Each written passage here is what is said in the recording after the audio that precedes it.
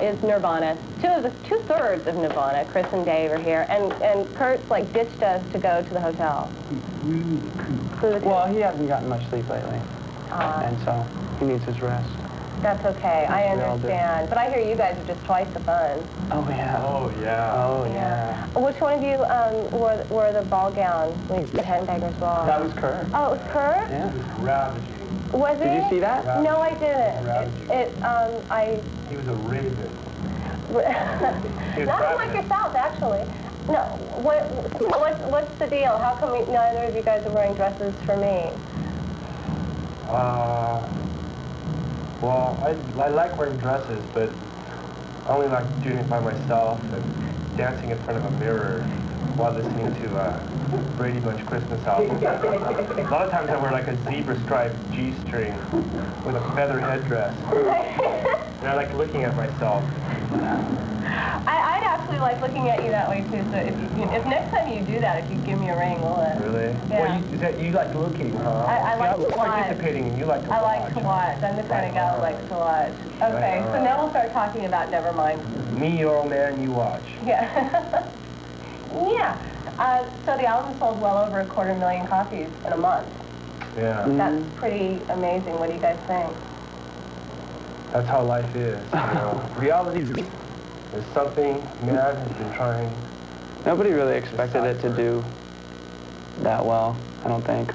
I don't know. I mean, everybody knew that it was a fine record and that Better than Sonic. that the Bleach following would probably be into it, but I think a lot of mainstream stuff is just plain boring, and I think we came out offer something a little different, off the beaten track, and what we want to do with our band is to show, like the general public, the mainstream, that there is a real alternative, like bands like Hole or Sonic Youth, Dinosaur Jr., Mudhoney. I could just go on and on. L7, the band's playing tonight. Sister Double Happiness.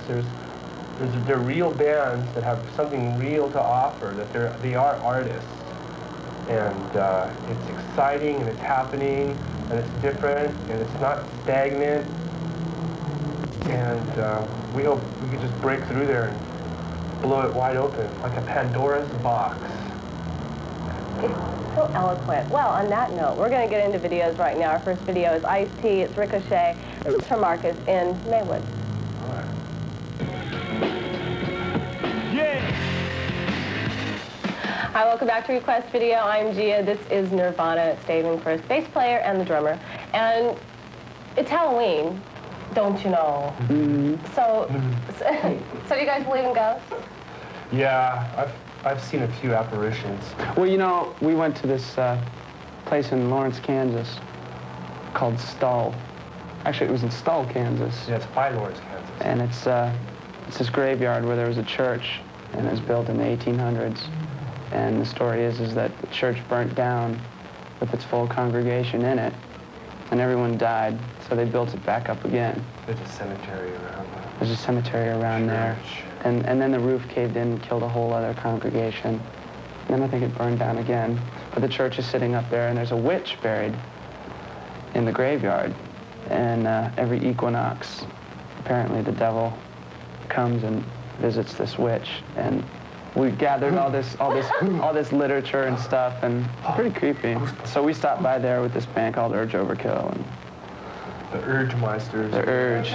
We were so vibed. They fell off of a boat. Was it a boat? Yeah, they fell off a boat in New York during the New Music Seminar. Yeah. Drank a little too much, couldn't perform that night. They Fell off. a boat? Yeah, there's a sunken ship that's been raised again and raised again? Yes, and it was wow. And October 31st backwards is the 13th. And I know. Can you die? It's yeah, so scary. Got any Danzig videos? Halloween. We've got Danzig videos, yeah. Well, I'm just thinking like Halloween.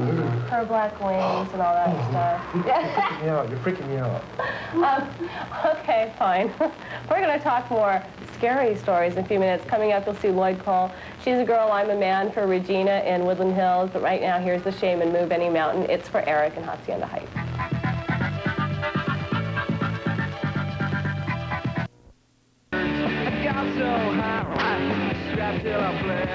Hi, welcome Direct Request video. My guest today is Nirvana.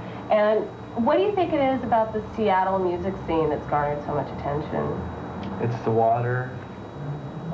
It's the rain. Up there. You can find little. Is it mushroom season there? Yeah, it's like when the warm rains come, you find little treats under cow pies.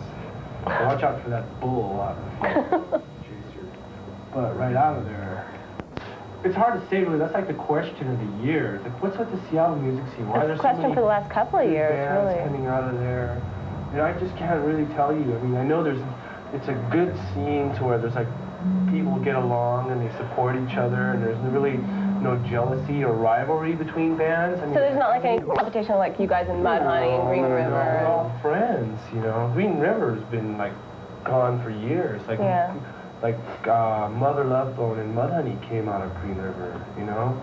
And, you know, we recorded a song with Danny from Mudhoney, and Matt was in the Melvins. You can just go on and on. It's kind of incestuous, too. People get together and jam, and we're friends, and we have barbecues and stuff, and it's nice, really. Just down to earth. It's real.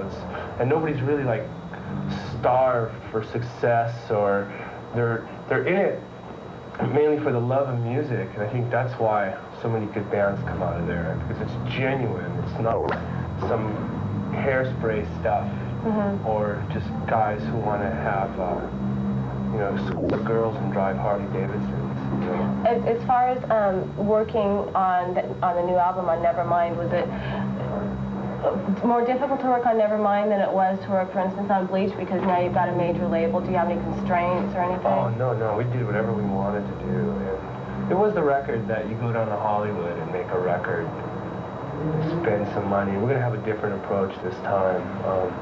We had a good time making the record. It was just a totally different set of circumstances from Bleach. What are your favorite songs off the record? I don't really have any favorite songs. Like, I have like favorite bands, but I don't really have a favorite song from any of my favorite bands. I just don't have favorite songs. Dave? Poor dear, you haven't spoken a word this segment. Those diarrhea pills have made me really tired. Oh, God! Yeah. It's like I'm starting to go to sleep here. I don't know. I mean, how can you pick it's all your own music. It's like egotistical. It's just like, well, I think the best song is Teen Spirit, because it seems that's really sold the record for us. There you have it. Fine, let's watch some more videos. After these words, you'll see the Ramones, Pet Cemetery from Marcy and Atwater Village, and Susie and the Banshees, Fear of the Unknown. Well, it's Halloween and all, you know. It's for Chad and San Gabriel. What happened to you? I'm on a plane. I can't explain. This is...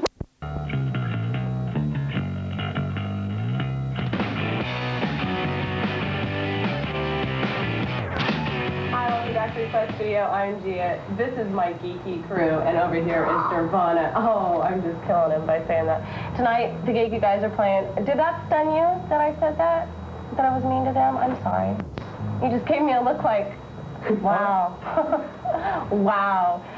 The benefit you guys are playing tonight is Rock for Choice, to promote choice for women, which is a good thing. Do you guys see yourselves as a political band at all? Yeah, I think we're kind of anti-control and pro-education. Now, if you're anti-control, you have to make some concessions, you know what I mean?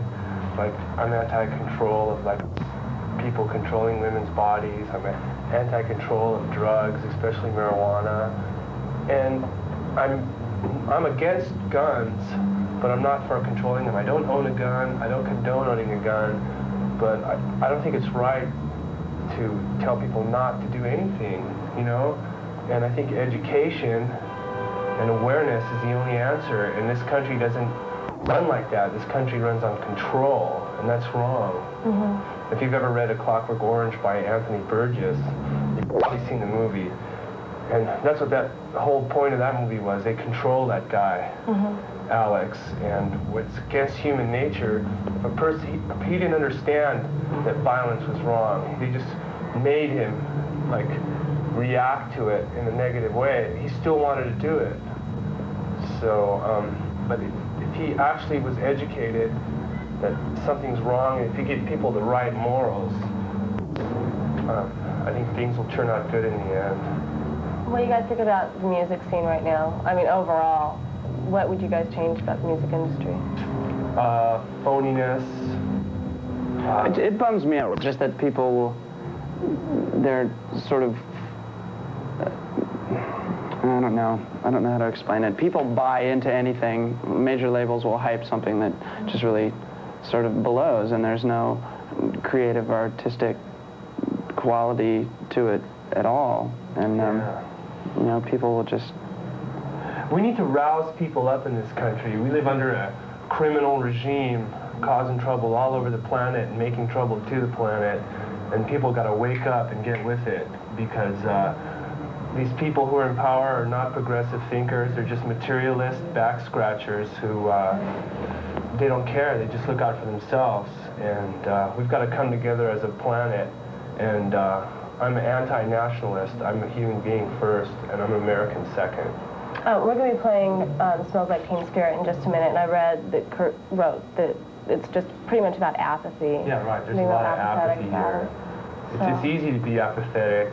It's easy to just go to slug back and forth to your job, and the whole line entertain us is that you put in 8 hours during the day doing whatever, then you just want to be entertained the rest of the day. So you're just basically turned off all day. So it's good to work, and it's good to work for something you want, but you should be aware too, and you shouldn't be manipulated either, or forced to work, or be unhappy. Well, there you have it. Coming up, you're going to see Ned's Atomic Dustbin, Graysell Green for Rob in Huntington Beach, Mudhoney, Good Enough for Ricardo in LA, but right now here is Nirvana, Smells Like Teen Spirit, for about the 15,000 people that have requested it in the last couple of days, and for Dell and Altadena.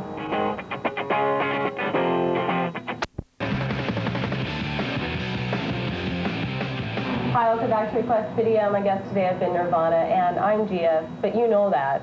It's old news. Who's the baby on the cover of the album? We have no idea. Anonymous little Keebler. I like the baby. He's gifted. He's a happy baby. Well, everybody's so like, it's like his penis is such a big deal. It's just a penis, God. No, did I say anything about that? I think he's... No, but I mean, everyone's like, hey, he's so well hung. Look at that child. I wish I was hung like that, you know. Well, you know, men have dreams, and I guess that there's, well, not all men, some men. Now that, like, male bashing people are going to be out there. That's right. Yeah, well, they'll get over it. How do you guys feel about the whole thing with, I mean, having done Headbangers Ball, that's sort of like, you know, something that Poison does, and all these bands, and then along comes Nirvana, and they do Headbangers Ball. We needed to do Headbangers Ball, because I think a lot of stuff on Headbangers Ball is very superficial and generic. So I'm glad that they invited us and gave us a chance to spread the gospel of what we're about and where we're coming from musically and consciously. What's next for you guys? You're going to keep touring for the next 10 years? Yeah. Touring around, playing shows for people, and trying to keep sane. Think you'll make it back to LA anytime soon? Yeah, I think we'll be back here maybe in like January or something. Something like that, yeah. Yeah. What's so. the next single, next video? I don't even know. Oh, really? Maybe In Bloom. Good enough. Yeah. And you guys were in Europe for the Fall of the Wall. Oh, yeah, we were there. Is that cool? It was a moving experience. It was very touching to see all these people coming from complete Stalinist totalitarianism, hiding behind the guise of communism, to just be free and just to be people and to go wherever they want to go and to crawl out from underneath a big boot that's been stepping on them, and they were just so happy and jubilant, and it was just a vibe, because there's a consciousness, you know. You could be in a room full of people and you could feel consciousness, or you could see tens of thousands of people just jubilant, and you can just really get a vibe, and it's very moving. Well, It's like a sixth sense or something. thanks for taking time out to talk to me. Gosh, I hope you feel better. Yeah, so do I. We're going to leave you guys with Urban Dance Squad, Bureaucrat of Flacco Street. It's for Alex in LA, and I'll see you guys tomorrow. Happy Halloweening, by the way.